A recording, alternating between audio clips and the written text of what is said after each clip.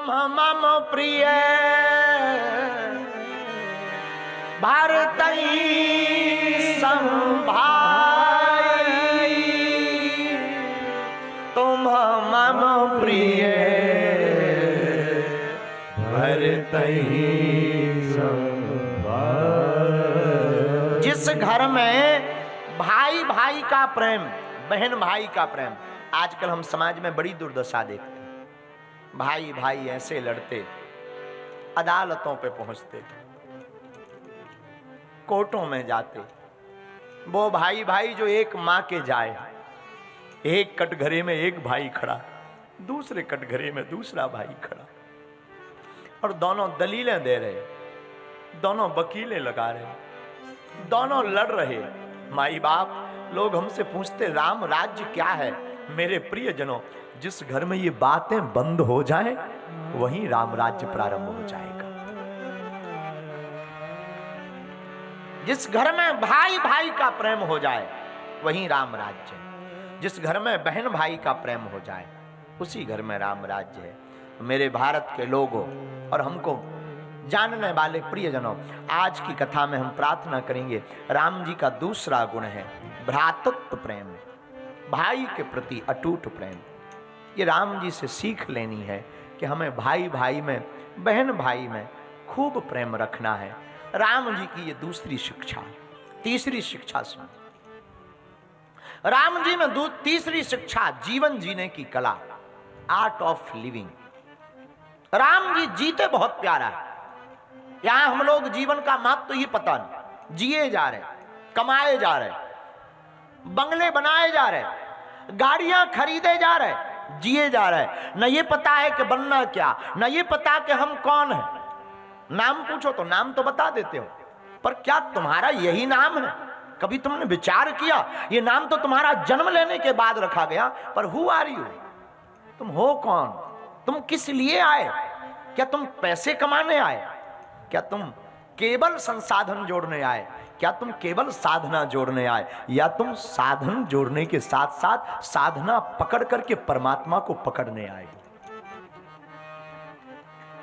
कभी नहीं पूछता व्यक्ति। हमारे एक बहुत प्यारे कवि हैं, हम उनको बहुत पढ़ते हैं, काका हाथरसी। वो एक बात बहुत अच्छी बोलते हैं। उन्होंने कविता में लिखा, काका हाथरसी कहते थे,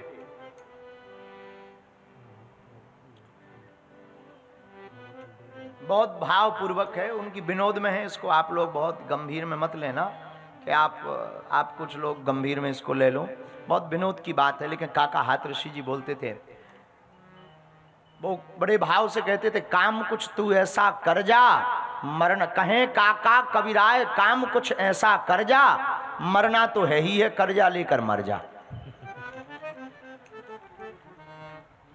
पर इसका मतलब ये जीवन नहीं है, इसका मतलब ये जीवन व्यर्थ है।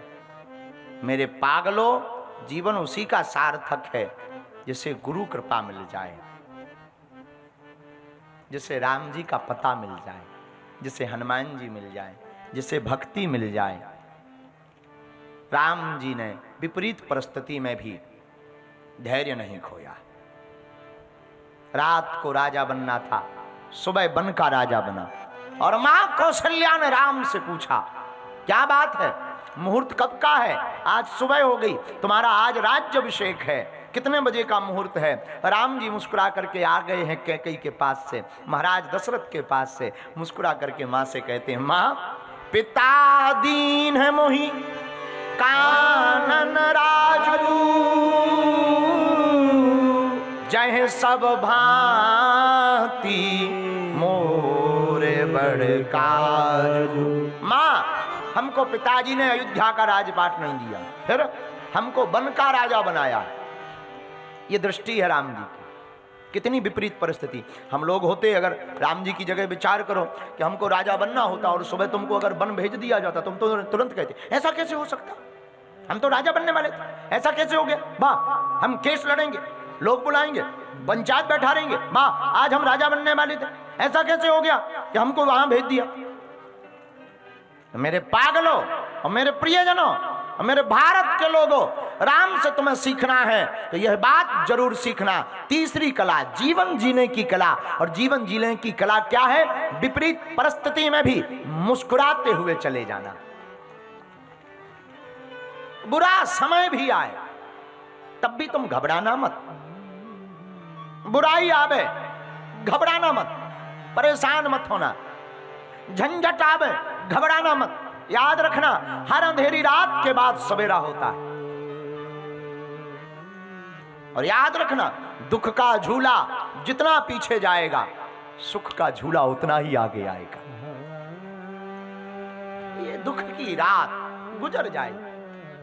राम के जीवन की भी गुजरी है 14 साल वनवास, लेकिन राम जी मुस्कुराए। एक बात और भारत के लोगों याद रखना, राम जी बन गए इसलिए वो बन गए।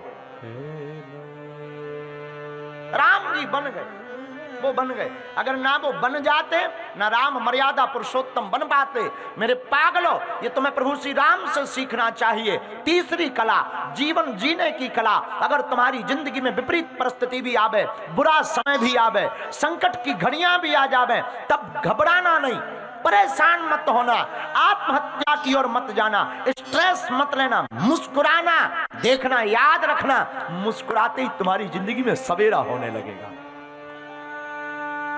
भगवान कृष्ण से सीखो मुस्कुराना। हमने तो भगवान कन्हैया से बहुत सीखा, वो तो अद्भुत है। मुस्कुराने की कला तो उनसे सीखो। उन्होंने वृंदावन छोड़ा तब भी मुस्कुराए। भगवान कृष्ण ने मथुरा को भी छोड़ा तब भी वो मुस्कुराए। भगवान कृष्ण ने मथुरा को भी छोड़ा, द्वारका आए तब भी वो मुस्कुराए। द्वारका में द्वारका के राजा बने तब भी वो मुस्कुराए। 16,108 विवाह संपन्न किए तब भी मुस्कुराए। 1,61,080 पुत्र हुए तब भी मुस्कुराए। और सभी पुत्रों को आपस में लड़वा करके अपनी ही आंखों के सामने मरवा डाला तब भी वो मुस्कुराए। और महाभारत के युद्ध में समर के मध्य में रथ लेकर के खड़े हैं अर्जुन को लेकर, फिर भी वो रथ के मध्य में मुस्कुराए। ये भगवान कृष्ण ने सिखाया। क्या? कितनी भी विपरीत परिस्थिति रखे, कितनी भी उल्टा समय रहे, मेरे प्रियजनों, जो विपरीत परिस्थिति में भी मुस्कुरा कर जानता ना, जो बुरे समय में भी हंसना जानता ना, जिंदगी में उसके कभी दुख नहीं आता। हमारे गुरुजी कहते थे, जीवन ऐसा जियो कि कभी मौत भी आए तो वो भी शर्माए, मैं किस बादशाह को लेने आई हूं। ऐसा जीवन जियो। जीवन जीना ही मुस्कुराते हुए जियो। ये तुम लोग, कई लोग ऐसे बैठे रहते जैसे 4 लठ खाकर आए हो, लुगाई से पीट कर आए हो। कई लोगों के तो दांतों पे, चेहरों पे हंसी ही नहीं। अच्छा एक बात बताओ, तुमने कभी गधों को हंसते देखा है? बोलो जोर से, देखा तुमने? मुंबई में अगर हंसते हो गधे तो पता नहीं, हमारे यहां बुंदेलखंड में नहीं हंसते ना, नको बाबा। अच्छा, तुम अगर कोई आदमी हंसे ना, समझ जाना 4 पैर वाला, क्योंकि हंसना इंसानों के भाग्य में, गधों के भाग्य में नहीं। और अगर कोई तुम्हें गधा हंसते हुए मिल जाए तो समझना ये इंसान बनने वाला है। हाँ, क्योंकि उसके, इंसानों के ही भाग्य में हंसना है। तो हम आपको बहुत विनम्रता पूर्वक समझा रहे राम जी से तीसरी कला, जीवन जीने की कला, आर्ट ऑफ लिविंग। लाइफ हमारी कैसी हो, ये राम जी से सीखो। वो विपरीत पर राम कभी विचार करना, राम से तुम कभी विचार करना। 2 भाई धर्म पत्नी, वो भी हरण हो गई, उसको भी हरण करके ले गया। राम जी के जीवन में संकटों की क्या कमी। राजा बनना था, सुबह 14 साल का वनवास मिल गया, वन में गए, पत्नी का हरण हो गया, तब भी नहीं बात मानी। कैसे समाधान, समस्या का समाधान निकाला। लंका गए, लेकिन लंका गए उन दोनों का हरण हो गया। पत्नी का हरण अगर रावण ने किया तो राम और लक्ष्मण का हरण अहिरावण ने कर लिया। राम और लक्ष्मण का भी हरण हो गया, खुद का हरण हो गया, तब भी नहीं रोए। और जब अहिरावण के पास गए, कैद में बंद गए पाताल लोक में, तो लक्ष्मण लाल ने कहा कि अब क्या होगा कमाल। तो मुस्कुरा करके राम जी बोले घबराओ मत, आने ही वाले हैं अंजनी के लाल, घबराओ मत, आने ही वाले हैं अंजनी के लाल। तो लक्ष्मण लाल कहते हैं सरकार यहाँ कहाँ से आने वाले, हम लोग पाताल लोक में पृथ्वी में होते तो आ जाते, यहाँ कहाँ हनुमान जी आने वाले हैं। तब तक हनुमान जी महाराज भेष बना करके पहुंच गए, लेकिन हनुमान जी महाराज को द्वार पर ही एक बंदर मिला। युद्ध हुआ, और युद्ध हुआ तो हनुमान जी ने ऐसे मुक्के मारे, उस बंदर ने भी खूब दबा दबा के मारे। हनुमान जी दाव पेंच देख के सोचने लगे ये दाव पेंच तो हमारे हैं। धीरे से पूछा कौन हो तुम। वो दरवाजे पर लगा हुआ बंदर बोला मैं हनुमान पुत्र मकरध्वज। हनुमान जी बोले इधर तो शादी नहीं भाई, सीधा बेटा मिल गया। हनुमान जी का दिमाग खराब। हनुमान जी बोले कौन हनुमान? अंजना नंदन हनुमान। मकरध्वज बोले सही पहचाना, वो हमारी दादी जी हैं। अब तो और हनुमान जी का दिमाग खराब कि हे राम जी ये क्या नया खतरा है, जिसकी शादी नहीं हुई उसका लड़का। धीरे से पूछा एक बात बताओ तुम हनुमान जी के हो? पूंछ पकड़ के मकरध्वज बोले हमारी पूंछ देखो। हनुमान जी बोले एक बात बताएं बेटा। बोले बताओ। बेटा क्यों कह रहे हो? मकरध्वज ने कहा। बोले वो हम ही हैं बापू, जिनका तुम नाम ले रहे हो वो हम ही हैं हनुमान जी। लेकिन हमें आज तक समझ में नहीं आया कि इधर आज तक और आप कहां से। तब मकरध्वज ने पूरी कहानी बताई। महाराज हमारी माता जी समुद्र में रहती थी, आप जब समुद्र जलाने के लिए लंका जलाने के लिए गए, समुद्र में पूंछ बुझाने के लिए गए, आपका पसीना गिर गया। उस पसीने को हमारी माता जी ने मुख में रख लिया मछली रूप में। महाराज उसी से हमारा शरीर प्रकट हुआ। हनुमान जी को तब संतुष्टि हुई कि ठीक है ये प्रमाण पत्र ठीक है। हनुमान जी बोले तुम हमारे बेटा, हम तुम्हारे बाप, एक बात बताओ राम जी कहाँ हैं? मकरध्वज बोले हम गुनाह नहीं कर सकते, हम जिसके यहाँ सिक्योरिटी गार्ड में लगे उसके साथ धोखा नहीं कर सकते। हनुमान जी बोले बाप के साथ कर सकते हो? उसके साथ नहीं कर सकते, क्या बाप के साथ कर सकते हो? मकरध्वज बोले नहीं महाराज। तो हनुमान जी बोले बताओ, नहीं तो हम फिर दाव पेंच दिखाएं। तुरंत मकरध्वज बोले महाराज अब मारने पीटने की जरूरत नहीं है, हम तुम्हारे बेटा को क्या मारोगे, हम बता देते हैं। यहाँ का राजा अहिरावण है, उसने ही बंधन में रख रखा है, उसके यहाँ देवी है, देवी बड़ी पावरफुल। कैसे बचें? 5 दीपक जल रहे, 5 दीपक जो एक साथ बुझा देगा वही अहिरावण का वध कर पाएगा, वरना बड़ा बलवान है। हनुमान जी बोले पर जाएं कैसे? मकरध्वज बोले सूक्ष्म रूप में जाओ। और हनुमान जी छोटा बनने में बड़े माहिर हैं, हनुमान जी की यही कला है, वो छोटे भी बनते हैं बड़े भी बनते हैं। समय समय पर जब जैसी जरूरत है हनुमान जी वैसे ही बनकर के प्रकट होते हैं। किसी ने हनुमान जी से कहा कि आप छोटे क्यों बनते हो, छोटे बनने की क्या जरूरत है, इतने बलवान हो, आप बड़े ही बने रहो। हनुमान जी बोले चाहे हम छोटे बने चाहे बिल्कुल छोटे बने, हमें छोटे या बड़े बनने से मतलब नहीं है, राम का काज हो जाना चाहिए, हमें तो केवल इससे मतलब है। और हनुमान जी महाराज लाल लाल फूल के ऊपर बैठ गए, अंजनी के लाल लाल पुष्प पर जैसे ही बैठे और पूजा के लिए लाल लाल फूल गया, लाल लाल फूल में अंजनी के लाल चले गए। और जैसे ही लाल लाल फूल को देखा सोई राम जी मुस्कुराते हुए लखन लाल से बोले देखो लाल लाल लाल आ गए, लखन लाल लाल लाल आ गए। लखन लाल बोले क्या आ गए, वहां तो लाल पुष्प है और कुछ नहीं है। हनुमान राम जी मुस्कुराते बोले यही तो कमाल है लखन लाल, उसी पुष्प में ही होगा कमाल, क्योंकि वो लाल लाल पुष्प में अंजनी का लाल यहां पर प्रकट हो चुका है।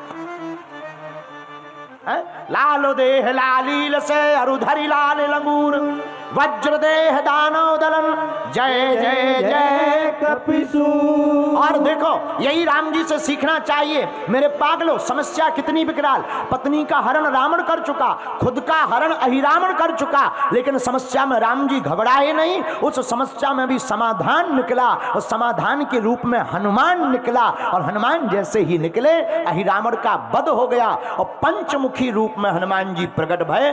5 मुखों से एक साथ 5 दीपकों को बुझाकर अहिरावण का भी दीपक सदा सदा के लिए बुझा डाला। यही राम जी से मेरे पागलों सीखने योग्य बात है। मेरे मुंबई के लोगों, विपरीत परिस्थितियों में भी राम जी की इसी कथा से हमें सीखना चाहिए कि कितनी भी मुश्किल की घड़ियां आ जाएं, हमें घबराना नहीं है। हनुमान जी का नाम लेकर, राम जी का नाम लेकर मुस्कुराना है। एक दिन ऐसा आएगा, संकट के बादल टल जाएंगे, मुसीबत टल जाएगी, समस्या हल हो जाएगी। और चाहते हो अगर समस्या का हल, तो हनुमान जी और राम जी के चरणों में चल। बोलो सीताराम, जोर से बोलो। लेकिन तुम लोग करते क्या हो, ये और पूछ लो। पूछो क्या करते हैं, जोर से पूछो। तुम लोग क्या करते हो? तुम लोग भगवान के पास, महाराज समस्या विकट है, समस्या विकट है।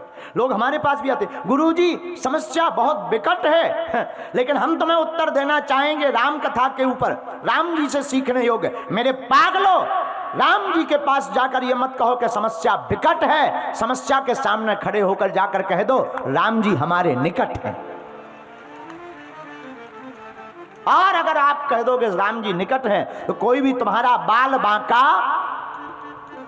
इसीलिए जाकर नाम सुनत शोभ होई, जाकर नाम आइए सुनत शोभ होई, मोरे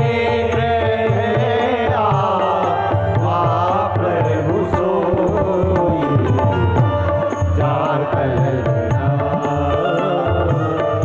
सुनत शोभ होई, मोरे गृह आवा प्रभु सोई।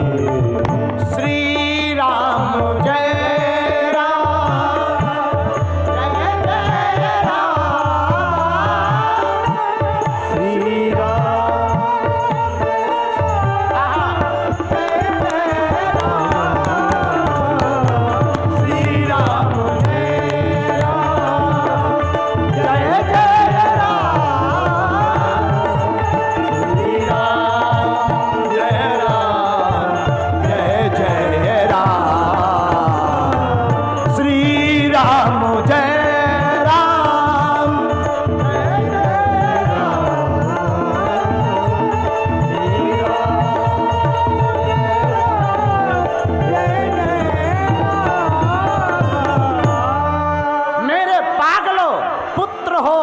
श्री राम जैसा, भाई हो तो श्री राम जैसा, मित्र हो तो श्री राम जैसा, और स्वामी हो तो श्री राम जैसा, और भगवान भी हो तो प्रभु राम जैसा।